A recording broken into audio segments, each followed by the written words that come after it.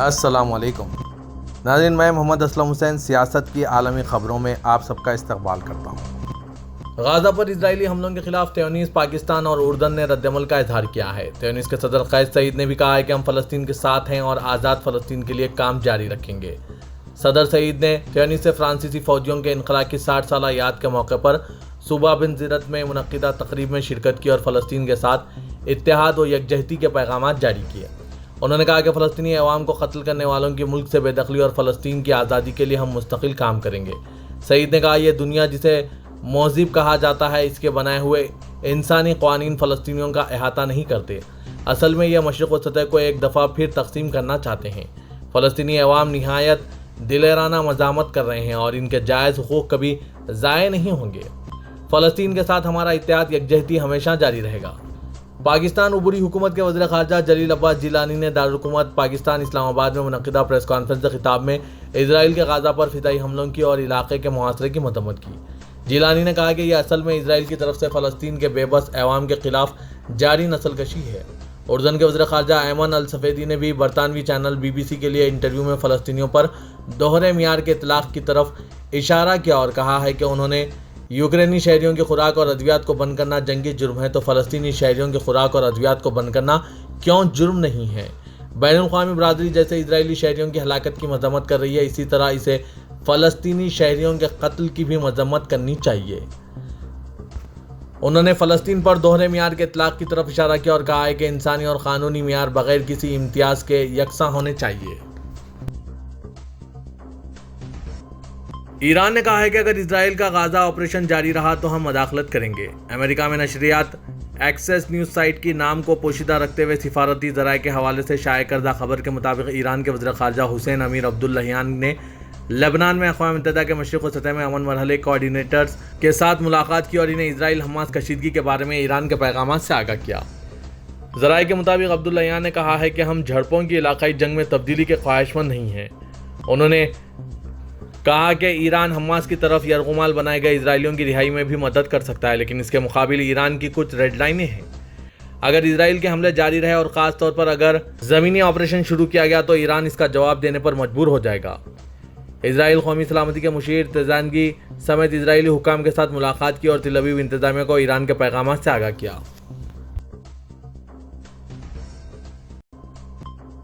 اسرائیلی فوج نے اس ہفتے کے آخر میں غزہ پٹی میں زمینی کارروائی کا منصوبہ بنایا تھا، لیکن موسم کی خرابی کے باعث آج اتوار کو اسے کچھ دنوں کے لیے ملتوی کر دیا گیا۔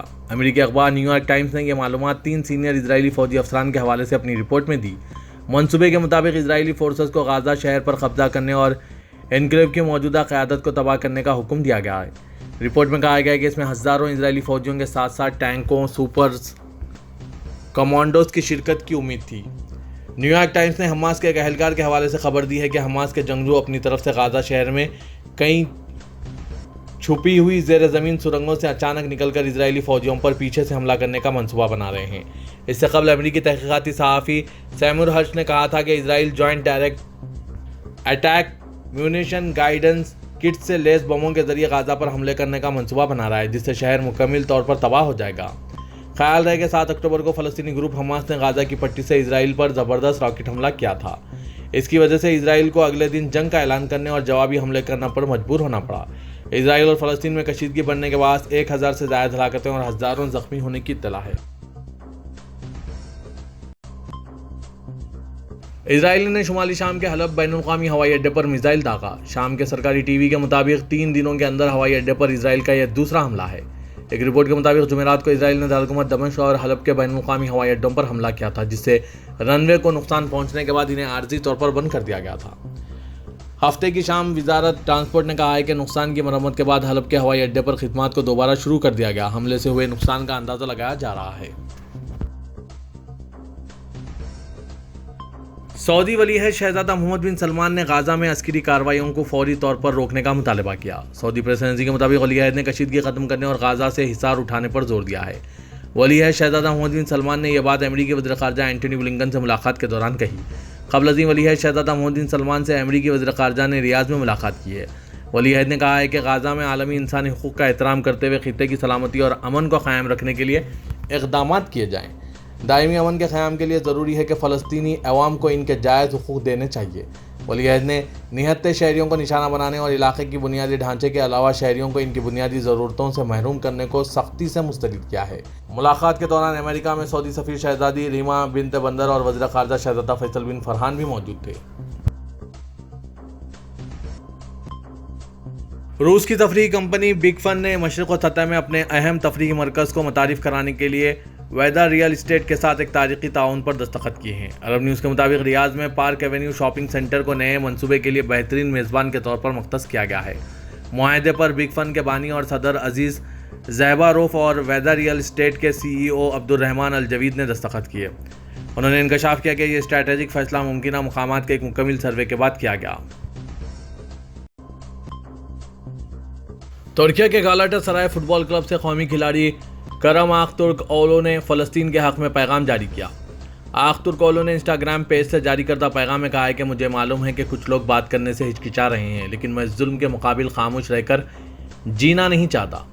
ہم اسرائیل پر شہری اموات کا سبب بننے والے حملے کی مذمت کر سکتے ہیں اور فلسطین پر سالوں سے رواں رکھے گئے ظلم کے خلاف آواز بلند کر سکتے ہیں۔ کیا فلسطینی عوام کے خاتمے کا خاموشی سے نظارہ کرنا درست ہے؟ 24 سالہ کھلاڑی نے کہا ہے کہ اسرائیل اور فلسطین کے درمیان پیش آئے تاریخی واقعات پر ہر کوئی مختلف شکل میں نگاہ ڈال سکتا ہے، لیکن میرے خیال میں جو چیز سالوں سے جاری ہے وہ ایک عوام کا نہایت بے بسی کے عالم میں خاتمہ ہے۔ انہوں نے کہا کہ اس وقت جو ہو رہا ہے وہ نہایت سادہ الفاظ میں مغربی دنیا کی حمایت یافتہ جوہری طاقت کی طرف سے ایک عوام کا خاتمہ ہے اور ناانصافی کے مقابل خاموش رہنے والا اصل میں گونگا شیطان ہے۔ England premier league Manchester City کے ہسپینوی ڈائریکٹر پیپ گواردیولا کی بیٹی ماریا نے بھی فلسطینی عوام کے ساتھ یکجہتی کا اظہار کیا۔ ماریا نے ایوان نامی انسٹاگرام کے صارف کے فلسطین کی حمایت میں تحریر کیے گئے مکتوب کو اپنے صفحے سے شیئر کیا۔ مکتوب میں کہا گیا ہے کہ کسی کے ظلم کو بند کروانے کے لیے کتنے انسانوں کا مرنا ضروری ہے؟ 10,000، 1 لاکھ یا پھر 1 ملین؟ ابھی اور کتنے فلسطینیوں کو مرنا ضروری ہے؟ مختصر وقت میں اس مکتوب کو کثیر تعداد صارفین نے اپنے صفحات سے شیئر کیا۔ ترکی کے دارالحکومت انقرہ میں فلسطین کے ساتھ اظہار یکجہتی کے لیے احتجاجی جلوس نکالا گیا۔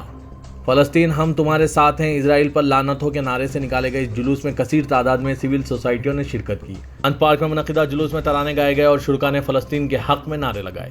مظاہرین نے قدس تمہیں سلام کے نعرے لگائے۔ فلسطین کے انقرہ کے لیے سفیر فائز مصطفیٰ نے جلوس سے خطاب میں کہا ہے کہ اسرائیل غزہ میں بچوں، بوڑھوں اور عورتوں کی تفریق کیے بغیر 2000 سے زائد انسانوں کو ہلاک کر چکا ہے۔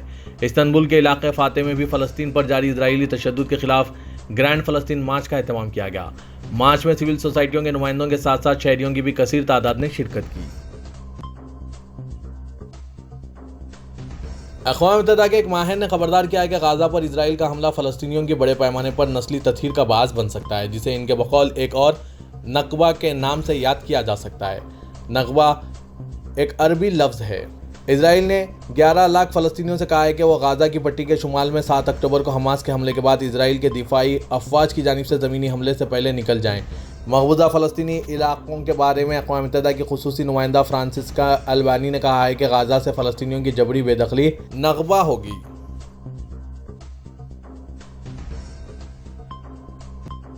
پاکستان میں مسلم لیگ نواز کے قائد نواز شریف کی 4 سالہ خود ساختہ جلاوطنی کے بعد وطن واپسی ان دنوں پاکستان کے سیاسی مباحثوں کا بڑا موضوع بنی ہوئی ہے۔ نواز شریف نے 21 اکتوبر کو پاکستان پہنچنے کا اعلان کر رکھا ہے۔